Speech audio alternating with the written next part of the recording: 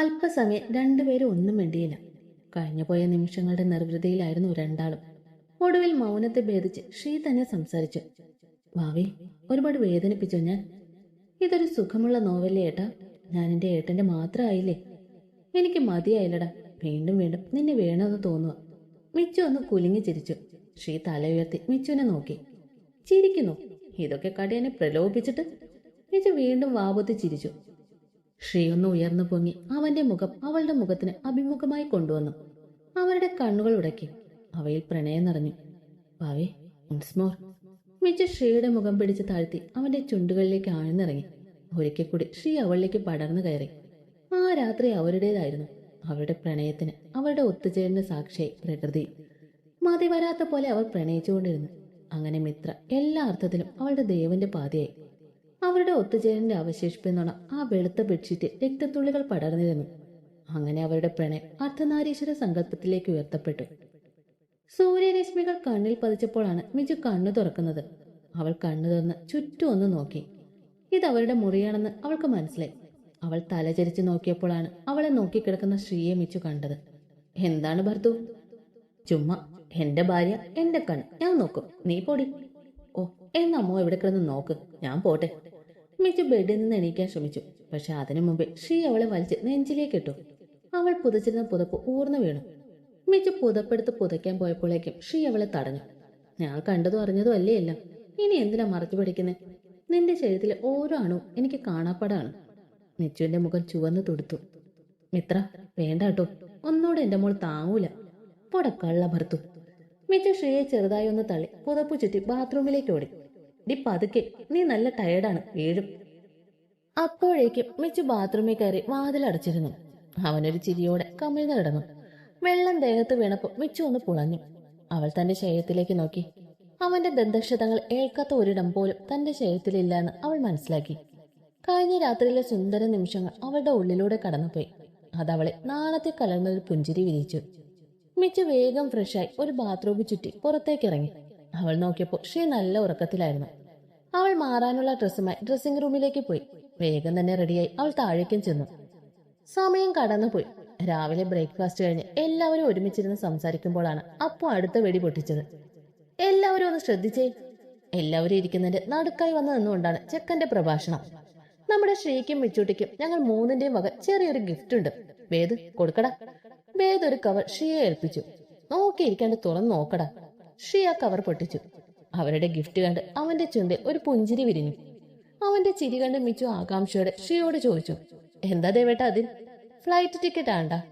നിങ്ങൾ എവിടെ പോകുന്നു അനി? അവിടെ ഹണിമൂൺ ആണ്ട പൊട്ട. ഷിംല, കുളു, മണാലി, അവിടെ 7 ദിവസത്തെ ട്രിപ്പാണ് അറേഞ്ച് ചെയ്തിരിക്കുന്നത്. മിച്ചു ശ്രീയെ ഒന്ന് നോക്കി. 1000 ബൾബുകൾ ഒരുമിച്ച് കത്തി നിൽക്കുന്ന പോലെയായിരുന്നു മിച്ചുവിന്റെ മുഖം. അല്ലു അർജുന്റെ ഹീറോ കണ്ടപ്പോ തൊട്ടുള്ള കൊച്ചിന്റെ ആഗ്രഹമായിരുന്നു അങ്ങനെ ഒരു ട്രിപ്പ്. ശ്രീയോട് അവൾ തമാശയ്ക്ക് പറഞ്ഞിട്ടുണ്ട് ഹണിമൂണിന് അവിടെ പോണെന്ന്. അവളുടെ സന്തോഷം എത്രമാത്രമാണെന്ന് ശ്രീക്ക് മനസ്സിലായി. അവൻ അവളെ ഒരു ചിരിയോടെ ചേർത്ത് പിടിച്ചു.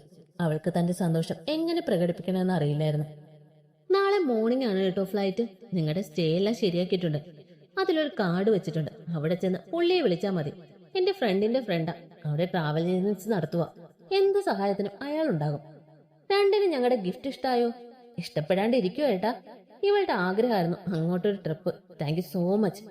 അവരുടെ സന്തോഷത്തിൽ എല്ലാവരും പങ്കുകൊണ്ടു. മിച്ചു ഏട്ടന്മാരെ കെട്ടിപ്പിടിച്ച് അവളുടെ സന്തോഷം പ്രകടിപ്പിച്ചു. ഏതായാലും നന്നായി. ഇവൻ ഡ്യൂട്ടിക്ക് കയറിയ പിന്നെ പോക്കൊന്നും നടക്കില്ല. നിങ്ങൾ രണ്ടാളും പോയി അടിച്ചു പൊളിച്ചിട്ട് വാട്ടോ. എല്ലാവരും ദേവന്റെ അഭിപ്രായം ശരിവെച്ചു. മക്കളൊക്കെ ഇന്ന് പോവാൻ തന്നെ തീരുമാനിച്ചോ? ഇന്ന് പോണം മുത്തു. കുറച്ച് ദിവസമായില്ലേ. കല്യാണം കഴിഞ്ഞ് അവളുടെ കൂടെ ചെല്ലാൻ വിളിച്ചേ. റിസപ്ഷൻ കൂടെ കഴിയട്ടെ എന്ന് കരുതിയ അപ്പൊ പോവാഞ്ഞേ. ഇനിയും വരണം കേട്ടോ. നിങ്ങളും ഞങ്ങൾക്ക് ഇവരെ പോലെ തന്നെ. അല്ലല്ലോ ഇവളെ ഇങ്ങോട്ട് തന്നെയല്ലേ വരേണ്ടത്. നന്ദവും വൈശു ഒന്ന് ഞെട്ടി. നന്ദു കുട്ടുവിനെ ഒന്ന് സൂക്ഷിച്ചു നോക്കി. അപ്പോഴാണ് കുട്ടുവിന് അബദ്ധം മനസ്സിലായത്. അവൻ എല്ലാവരെയും നോക്കി നന്നായൊന്ന് കിളിച്ചു. പിള്ളേരെല്ലാം ചിരി കടിച്ചു പിടിച്ചിരിക്കുകയാണ്. അതെന്നാടാ അങ്ങനെ? അതെ പിന്നെ ഉരുളണ്ട ഞങ്ങൾക്കൊക്കെ മനസ്സിലായി. സമയമാകുമ്പോ ഞങ്ങൾ പോയി കൊണ്ടുവന്നാളാട്ടോ അവളെ. അല്ലേ ഏട്ടത്തി? അതെ അടിച്ചു മോളേ. അജുവിന്റെ പറച്ചു കേട്ട് എല്ലാവരും പൊട്ടിച്ചിരിച്ചു. വൈശുവിന് എല്ലാവരും ഫേസ് ചെയ്യാൻ ബുദ്ധിമുട്ട് തോന്നി. അത് മനസ്സിലാക്കി ദേവിയമ്മ അവളെ അടുത്തേക്ക് വിളിച്ചു. വൈശുട്ടി ഇങ്ങ് വന്നേ. വൈശു പതുക്കെ അവളുടെ അടുത്തേക്ക് ചെന്ന് മുത്തുവിന്റെ അടുത്തിരുന്നു. ദേവിയമ്മ അവളുടെ താഴെത്തുമ്പി പിടിച്ച് മുഖമുയർത്തി. എന്തിനാ വിഷമിക്കുന്നേ? അത് പിന്നെ എന്റെ മോൾ ഒന്നും പറയണ്ടാട്ടോ. ഞങ്ങൾക്ക് എല്ലാവർക്കും ഇഷ്ടമാണ് മോളെ. ഞങ്ങളുടെ നാന്തൂട്ടന്റെ പെണ്ണെ ഞങ്ങൾ കൊണ്ടുവരുന്നില്ലേ. അവരുടെ വാക്കുകൾ കേട്ട് വൈശുവിന്റെ കണ്ണ് നിറഞ്ഞു. ദേവിയമ്മ അവളെ ചേർത്ത് പിടിച്ച് നെറുകയിൽ മുത്തി. നാന്തു ഒരു കള്ളച്ചിരിയോടെ വൈശുവിനെ നോക്കി. അവൾ നാണത്തെ തല താഴ്ത്തി. ഇപ്പൊ എന്തായി? ഞാൻ കാരണം നിങ്ങളുടെ ലൈഫ് സെറ്റായില്ലേ? സ്മരണ വേണം മാൻ, സ്മരണ വേണം. നിന്നെ ഞാൻ ഒന്ന് നന്നായി സ്മരിക്കുന്നുണ്ട്. ഓ വേണ്ട, വേണ്ടാത്തോണ്ട. കുട്ടു പതിയെ അവിടെ നിന്ന് എസ്കേപ്പായി. അവന്റെ പോക്ക് കണ്ട് എല്ലാവരും ചിരിച്ചു. അന്നത്തെ ദിവസം ശ്രീയും വെച്ചു ഫുൾ ഷോപ്പിംഗ് ആയിരുന്നു. നാളെ പോകേണ്ടതല്ലേ. ടുട്ടുവും കുട്ടും അവരുടെ കൂടെ ഉണ്ടായിരുന്നു. ഉച്ചക്കത്തെ ട്രെയിൻ വൈശുവും ഭൗമി നാട്ടിലേക്ക് തിരിച്ചു. അജു അവന്റെ വീട്ടിലേക്കും പോയി. വൈകുന്നേരത്തോടെയാണ് അവർ വീട്ടിലെത്തി. പിന്നെ അങ്ങോട്ട് പാക്കിംഗ് ആയിരുന്നു. ഇന്നത്തെ ദിവസം ലിഞ്ചു അധികം പുറത്തേക്ക് വന്നില്ല. രാത്രി അവൾക്കുള്ള ഭക്ഷണം രാധേച്ചി അങ്ങോട്ട് കൊണ്ടു കൊടുത്തു. അങ്ങനെ ആ ദിവസവും കടന്നുപോയി. തങ്ങളുടെ ഹണിമൂൺ നാളുകൾ സ്വപ്നം കണ്ട് ശ്രീയും മിച്ചു നിദ്ര പുലുകി. രാവിലെ തന്നെ എല്ലാവരോടും യാത്ര പറഞ്ഞ് ശ്രീയും മിച്ചു ഇറങ്ങി.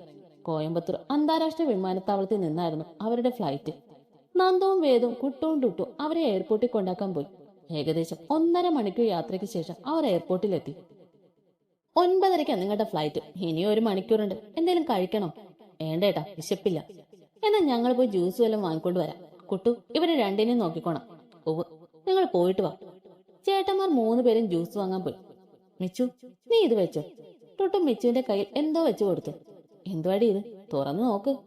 വീണ്ടും സർപ്രൈസ്. നിങ്ങളിങ്ങനെ സ്നേഹിച്ചു കൊല്ലല്ലേ. മിച്ചു ടുട്ടു കയ്യെ കൊടുത്ത പേപ്പർ റോൾ പോലുള്ള സാധനം നിവർത്തി. പാവം മിച്ചു ടുട്ടുവിന്റെ ലിസ്റ്റ് കണ്ട് കണ്ണ് തള്ളിപ്പോയി. എന്തുവാടെ ഇത്? നീ വല്ല ബേക്കറി തുടങ്ങാൻ പോണോ? ഞാൻ ഇന്നലെ രാത്രി മുഴുവൻ ഇരുന്ന് സെർച്ച് ചെയ്ത് കണ്ടുപിടിച്ച അടി. അവിടുത്തെ സ്പെഷ്യൽ സ്വീറ്റ്സ് ആണ്. നമുക്ക് 3 പേർക്കുള്ളത് എഴുതിയിട്ടുണ്ട്. നീ അല്ലേലും സ്നേഹമുള്ളവളാടി മുത്ത്. ഏതായാലും നന്നായി, ഒന്നും വിട്ടുപോകില്ലല്ലോ. കിട്ടിയ അവസരം മുതലാക്കാം. അതന്നെ. എന്നാലും മിച്ചു, നിന്നെ ഇനി 7 ദിവസം കഴിഞ്ഞല്ലേ കാണാൻ പറ്റും. ടുട്ടു അത് പറഞ്ഞപ്പോൾ മിച്ചുവിനും കുട്ടിനും വിഷമായി. നിങ്ങൾക്കും വരായിരുന്നു. ഞങ്ങളുടെ കല്യാണം കൂടെ കഴിഞ്ഞത് നമുക്ക് 3 കൂടെ പോവായിരുന്നു ഹണിമൂണ്, അല്ലേ? അതെ, നമുക്ക് കല്യാണം കഴിക്കാത്തോണ്ടല്ലേ ഷിയേട്ടൻ മിച്ചുവിനെ കൂട്ടുപോകുന്നേ. ആ പോട്ടെ, ഞാനും ഇവളും കൂടെ കെട്ടിട്ട് നമുക്ക് 3 പേർക്ക് മാത്രം പോവാട്ടോ ഹണിമൂണിന്. അടിച്ചു പൊളിക്കണം. വേറെ ആരെയും കൊണ്ടുപോകണ്ട. നീ സ്ഥലമൊക്കെ കണ്ടുവച്ചിട്ട് വാ, ആവശ്യം വരും. അത് ഞാൻ ഏറ്റു. അപ്പോഴേക്ക് ചേട്ടന്മാർ ജ്യൂസൊക്കെ ആയി വന്നു. എല്ലാവരും ജ്യൂസൊക്കെ കുടിച്ച് അവിടെ ഇരുന്നു. സമയം പെട്ടെന്ന് കടന്നുപോയി. അവരുടെ ഫ്ലൈറ്റിന്റെ അനൗൺസ്മെന്റ് വന്നു. ശ്രീയും മിച്ചു എല്ലാവരോടും ഒരിക്കൽ കൂടെ യാത്ര പറഞ്ഞ് അകത്തേക്ക് കയറി. ചെക്കിംഗ് ഒക്കെ കഴിഞ്ഞ് അവർ ഫ്ലൈറ്റിൽ കയറി. ബിസിനസ് ക്ലാസ് ആയിരുന്നു. മിച്ചുവിന് വിൻഡോ സീറ്റ് തന്നെ കിട്ടി. ശ്രീ അവൾക്ക് തൊട്ടടുത്ത് വീഴുന്നു. മിച്ചു എന്തോ കാര്യമായ ആലോചനയിലായിരുന്നു. എന്താണ് വൈഫി ഒരു ആലോചന? കുട്ടുവിനെയും ടുട്ടുവിനെയും കൂടെ കൊണ്ടുപോകാമായിരുന്നു അല്ലേ ഹണിമൂണിന്? ഹണിമൂണിനോ? അതിനെന്നാ, അവരുടെ കല്യാണം കഴിഞ്ഞിട്ടില്ല എന്ന് നമുക്കല്ലേ അറിയൂ. നീ ജന്മന പൊട്ടിയാണോ അതോ പൊട്ടിയായിട്ട് അഭിനയിക്കുവാണോ? മിച്ചു ശ്രീയെ കൂർപ്പിച്ചു നോക്കി. അത് കണ്ട് ശ്രീക്ക് ചിരി വന്നു. അവൻ പതിയെ അവളിലേക്ക് മുഖം അടുപ്പിച്ച് അവളുടെ കാതോരം പറഞ്ഞു. നമ്മൾ മാത്രം പോകുന്നതിന്റെ ആവശ്യകത ഒക്കെ എന്റെ കൊച്ചിനേട്ടൻ മനസ്സിലാക്കി തരാട്ടോ. അങ്ങോട്ട് ചെല്ലട്ടെ. പണിക്ക് കോൾ ഒത്തിട്ടുണ്ടെന്നല്ലേ കേളപ്പെട്ട ആശ്ചര്യതി വന്നത്? മിച്ചുവിന്റെ ആത്മ.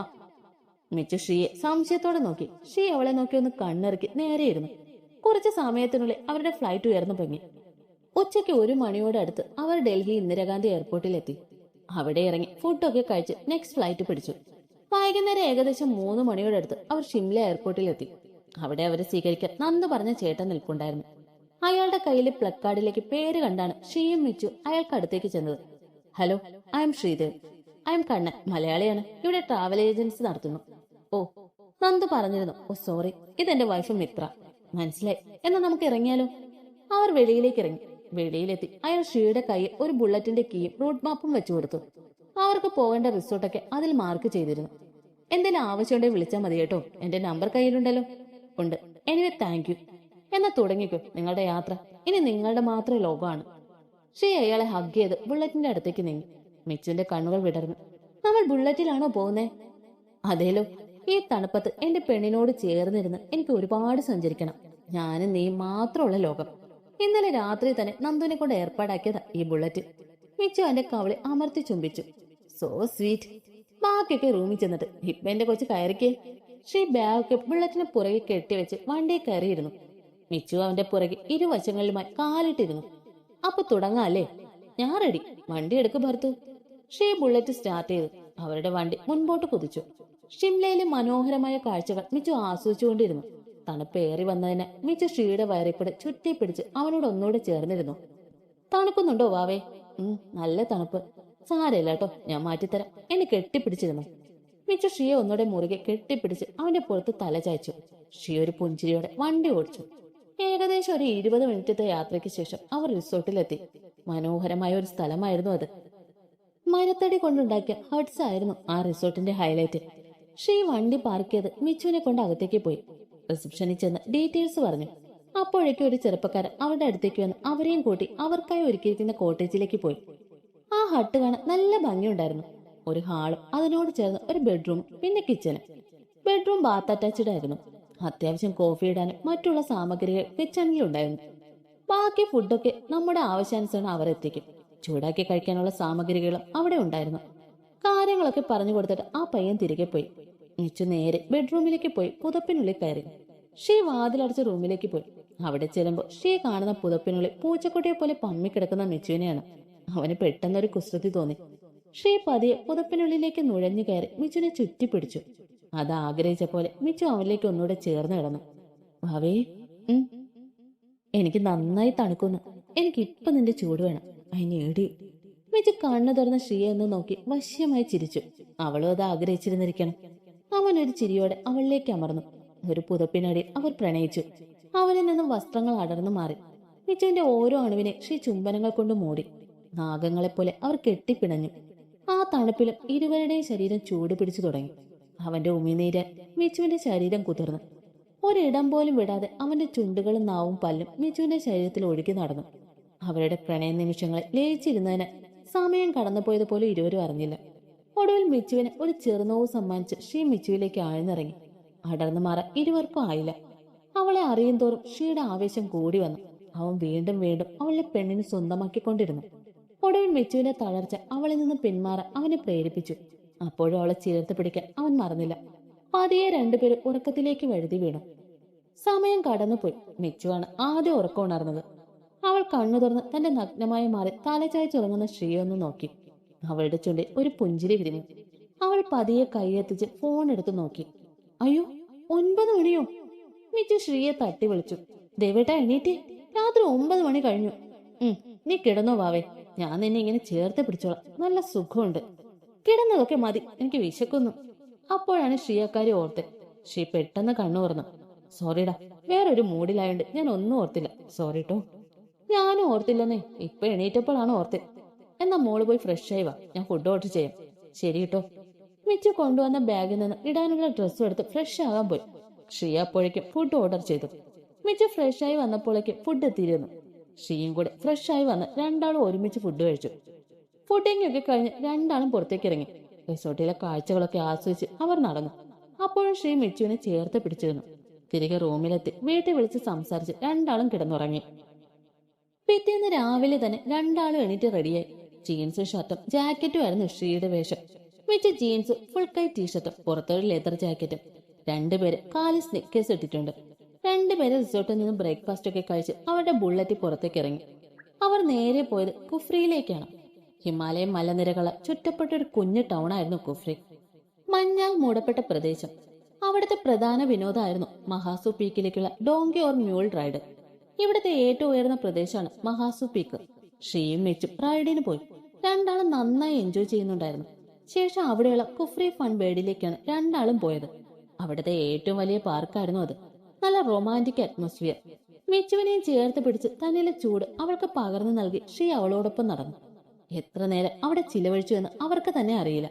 ആ സ്ഥലം നന്നായി രണ്ടുപേർക്കും ഇഷ്ടപ്പെട്ടിരുന്നു. അന്നത്തെ ദിവസം രണ്ടും കൂടെ അവിടെ ആകെ ചുറ്റിയടിച്ച് നടന്നു. ഓരോ നിമിഷവും അവർ കൂടുതൽ അടുക്കുകയായിരുന്നു.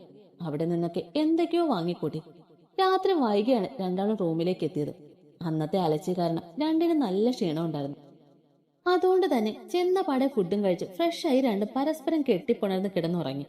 അങ്ങനെ അവരുടെ ഹണിമൂണിന്റെ ആദ്യത്തെ ദിവസം ഭംഗിയായി കടന്നുപോയി. പിറ്റേന്ന് അവർ പോയത് ഷിംലയിൽ നിന്ന് ഏകദേശം 60 കിലോമീറ്റർ മാറി സ്ഥിതി ചെയ്യുന്ന തട്ടാപ്പനി എന്ന സ്ഥലത്തേക്കാണ്. അവിടുത്തെ പ്രധാന ആകർഷണം ഹിമാലയൻ കേവ്സ് ആയിരുന്നു. പുറത്തേക്കാൾ തണുപ്പായിരുന്നു ഗുഹയുടെ അകത്ത്. കപ്പിൾസ് ആയിരുന്നു കൂടുതൽ. അതുകൊണ്ട് തന്നെ നല്ല പ്രൈവസി ഉണ്ടായിരുന്നു. ഷെയും മിച്ചു അതിനകത്തേക്ക് കയറി. അതിനകത്ത് തന്നെ കുഞ്ഞരുവിയും ആഴം കുറഞ്ഞ വെള്ളക്കെട്ടുകളും ഒക്കെ ഉണ്ടായിരുന്നു. ഷീയും മിച്ചു ഒരു വെള്ളക്കെട്ടിനടുത്ത് ഇരിപ്പുറപ്പിച്ചു. അവിടെ ഒന്നും മറ്റാരും ഉണ്ടായിരുന്നില്ല. കാൽ വെള്ളത്തിലേക്കിട്ട് രണ്ടുപേരും അവിടെ ഇരുന്നു. കാലിക്കൂടെ തണുപ്പ് അരിച്ചു കയറുന്നുണ്ടായിരുന്നു. മിച്ചു കൈകൾ കൂട്ടിത്തിരുമി. അത് കണ്ട ശ്രീ കയ്യിലുണ്ടായിരുന്ന ഷാൾ കൊണ്ട് അവളെ അവനോട് ചേർത്ത് പൊതിഞ്ഞു പിടിച്ചു. ശ്രീയുടെ കൈകൾ അവളുടെ ശരീരത്തിൽ കൂടെ ഇഴഞ്ഞു നീങ്ങി. അവളുടെ ടോപ്പിന്റെ ഇടയിൽ കൂടെ അവന്റെ കൈകൾ അവളുടെ വയറിൽ അമർന്നു. മിച്ചു ഒരു പിടച്ചിലൂടെ ശ്രീയെ നോക്കി. അവന്റെ മുഖത്ത് ഒരു കള്ളച്ചിരി ഉണ്ടായിരുന്നു. അവന്റെ കണ്ണുകൾ അവളുടെ വിറയ്ക്കുന്ന അതരങ്ങളിൽ പതിഞ്ഞു. Mitra, I want a deep kiss. നിന്റെ ശ്വാസം എനിക്ക് പകർന്നു തരുമോ? മിച്ചു പതിയെ അവന്റെ മടിയിൽ കയറിയിരുന്നു. ശ്രീ പുതപ്പ് കണ്ട് അവരെ രണ്ടുപേരെ മൂടിയിട്ടുണ്ട്. മിച്ചുവിന്റെ ടോപ്പിന്റെ സ്ലിറ്റിന്റെ ഇടയിലൂടെ ശ്രീ അവളുടെ അണിവരെ അമർത്തി പിടിച്ചു. അവൾ ആകെ പുളഞ്ഞുപോയി. ശ്രീയുടെ ചുണ്ടുകൾ അവന്റെ ഇണയിലേക്ക് ആഴ്ന്നിറങ്ങി. ആവേശത്തോടെ അവൻ അവളെ ചുംബിച്ചു തളർത്തി. അവന്റെ കൈകളും അവളെ കുസൃതി കാട്ടി. ദീർഘനേരത്തെ ചുംബനത്തിനൊടുവിൽ ശ്രീ അകന്നു മാറുമ്പോൾ അവളുടെ ചുണ്ടി രക്തം പൊടിഞ്ഞിരുന്നു. ശ്രീ തന്റെ നാവുകൊണ്ട് തന്നെ അത് സ്വന്തമാക്കി. ഐ ലവ് യു ഭാവി, നിന്നോട് എനിക്ക് വല്ലാത്ത കൊതിയെ. ശ്രീ അവളെ ഇറുകെ പുണർന്നു. ഞാൻ എന്റെ ദേവന്റെ മാത്രമാണ്. എന്റെ ശരീരവും മനസ്സും എന്റെ ദേവന് മാത്രം ആവശ്യപ്പെട്ടതാട്ടോ. ശ്രീ അവളുടെ കവളിൽ അമർത്തി ചുംബിച്ചു. പിന്നീട് അവർ ഒരുപാട് കാര്യങ്ങൾ സംസാരിച്ചു. അതിന്റെ ഉള്ളിലൂടെ നടന്നു. നല്ലൊരു അനുഭവമായിരുന്നു അതവർക്ക്. സത്ലജ് നദി ഒഴുകുന്ന ഈ പ്രദേശത്തു കൂടിയായിരുന്നു. ഷീയും മിച്ചു അവിടെ എല്ലാം കണ്ടു നടന്നു. അവിടെ റിവർ ഡ്രാഫ്റ്റിങ്ങിനുള്ള സൗകര്യം ഉണ്ടായിരുന്നു. 3 പേർക്ക് കയറാൻ കഴിയുന്ന ഒരു ബോട്ടിൽ അവർ കയറി. കൂടെ ബോട്ട് ഓടിക്കുന്ന ആൾ. കാഴ്ചകൾ കണ്ട് അവർ അതിലൂടെ സഞ്ചരിച്ചു. അതൊക്കെ ആഴയില്ലാത്ത ഒരു ഭാഗത്തെത്തിയപ്പോൾ ഷീ അതിലേക്ക് ചാടി. കൂടെ മിച്ചുവിനെയും വലിച്ചിട്ടു. ആ തണുത്ത വെള്ളത്തിൽ കിടന്ന് രണ്ടും കൂടെ തിമർത്തു. വെള്ളത്തിനടിയിൽ കൂടെ ഷീയുടെ കുഞ്ഞു കുഞ്ഞു കുസൃതികളും ഉണ്ടായിരുന്നു. ഒരുവിധം കളിയൊക്കെ നിർത്തി രണ്ടും ബോട്ടിൽ കയറി കരയ്ക്കെത്തി. നനഞ്ഞ കുഴഞ്ഞിരിക്കുന്നത് കൊണ്ട് തന്നെ അവർ വേഗം റിസോർട്ടിലേക്ക് തിരികെ പോയി. മിച്ചുവിന് തണുപ്പ് ഒട്ടും താങ്ങാൻ പറ്റുന്നുണ്ടായിരുന്നില്ല. അവളുടെ പല്ലുകൾ കൂട്ടിയിടിച്ചു. ദേഹം നന്നായി വിറച്ചു. റൂമിലെത്തി ഷീ വേഗം അവളുടെ ഡ്രസ്സ് മാറ്റി. അവനും ഡ്രസ്സ് മാറി. അവളെ കട്ടിലിൽ പുതപ്പിച്ച് കിടത്തി ഷീ കിച്ചണിൽ കയറി ഒരു കോഫി ഉണ്ടാക്കി മിച്ചുവിന് കൊടുത്തു. എന്നിട്ടും അവളുടെ ശരീരം വിറച്ചുകൊണ്ടിരുന്നു. അവളുടെ അവസ്ഥ കണ്ട് ഷീക്ക് വിഷമം തോന്നി. അവൻ പതിയെ പുതപ്പൽപ്പം പൊക്കി അതിനുള്ളിലേക്ക് കയറി അവളുടെ അടുത്ത് കിടന്നു. ഷീ മിച്ചുവിന്റെ ഡ്രസ്സ് അഴിച്ചു മാറ്റി. അവന്റെ വസ്ത്രങ്ങളും അവൻ അഴിച്ചു മാറ്റിയിരുന്നു. അവളുടെ നഗ്നമായ ഉടലിനെ തന്റെ ഉടൽ കൊണ്ട് അവൻ പൊതിഞ്ഞു.